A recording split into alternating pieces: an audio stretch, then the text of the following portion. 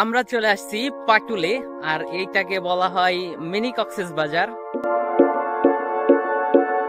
Guys, আমরা উত্তরা গণভবন থেকে এবার যাচ্ছি মিনি কক্সবাজার পাটুলে।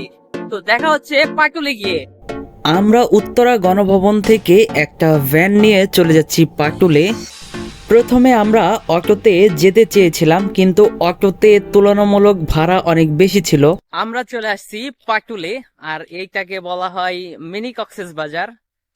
আসলে জায়গাটা কিন্তু অনেক সুন্দর, বাট ওইদিকে পানি আছে কিনা সেটা আমরা বলতে পারতেছি না।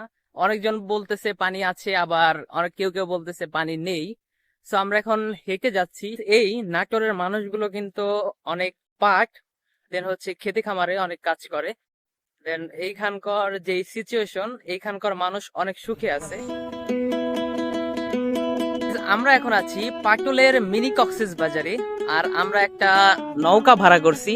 তো আমরা এখন যাচ্ছি দুইটা গ্রাম দেখতে, দুইটা গ্রাম ভ্রমণ করতে যাচ্ছি। আসলে এই বিলের মাঝখানেই দুটি গ্রাম আছে, আর চারিদিকে পানি। আর ওই যে ওইখানে রাব্বি, এখানে অহরহ নৌকা পাবেন। তো এই নৌকাতে আপনি এই বিলটাকে বা সামনে কিছু গ্রাম আছে ওই গ্রামগুলোকে এনজয় করতে পারবেন।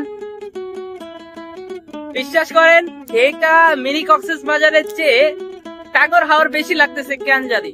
কারণ এইখানে এরকম বিলের মাঝে নৌকা দিয়ে ঘুরতেছি। যদি এইখানে হাউস বোটের ব্যবস্থা থাকতো তাহলে মনে করেন যে এই জায়গাটা টাঙ্গর হাওরের মতো হয়ে যেত।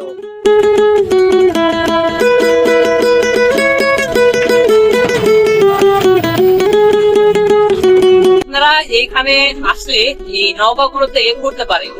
এই নৌকার ভিতরে যদি হাজার হাজার এখানে নৌকা আছে, ওইখান থেকে আপনি দামাদামি করে এই নৌকা করে চলতে পারেন।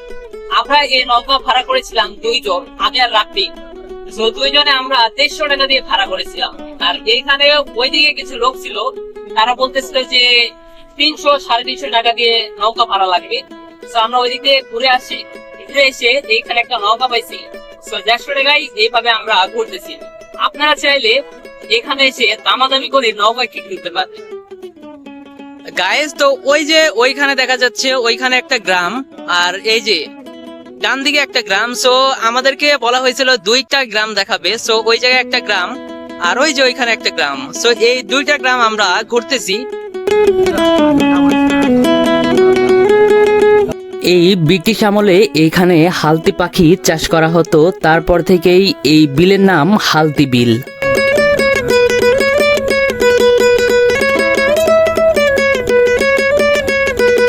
আমরা দুইটা গ্রাম ঘুরে ফেললাম, ভাসমান গ্রাম। আমরা কিন্তু কাছে যাই নাই, আমরা দূর থেকে দুইটা ভাসমান গ্রামকে ঘুরে ফেলছি। এখন আমরা যাব এই মিনি কক্সবাজারের 0 পয়েন্টে, যেখানে মানুষ গিয়ে ছবি তোলে। আমরা ওইখানে গিয়ে ছবি তুলবো, আর ওইখানে কোথায় কি আছে ওইগুলো আমরা দেখবো। আমরা 0 পয়েন্টে যাওয়ার আগে একটা হোটেল দেখতে পারছি। এইখানে হোটেলটা কিন্তু অনেক বড়। দেন এইখানে খাবার থেকে শুরু করে থাকার জায়গাও আছে। এই হোটেলটা কিন্তু পুরোপুরি কমপ্লিট হয় না এখনো, বাট হচ্ছে।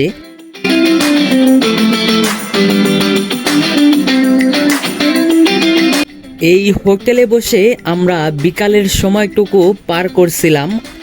আর হ্যাঁ, এই হোটেলে ঢুকতে কিন্তু কোনো কস্ট লাগে না, আপনারা এমনিতেই ঢুকতে পারবেন। আমরা 0 পয়েন্টে যেতে চেয়েছিলাম, কিন্তু এইখানের যে পরিস্থিতি একেবারে খুবই ভয়াবহ। এইখানে আমাদের এক ভাই থাকে, তো জানতে পারছে যে আমরা এইখানে আসছি। সে বাইক নিয়ে এইখানে চলে আসছে আমাদের পিক করতে। দেন তার সাথে আমরা এইভাবে এই রাস্তার মধ্যে দিয়ে যাচ্ছি 0 পয়েন্টে।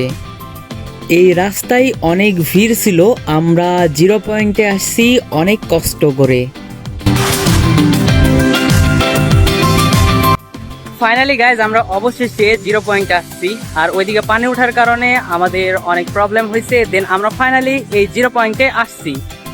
এই 0 পয়েন্টে শুধু এই পিলার টুকি আছে, এইখানে মানুষ ছবি তুলছে।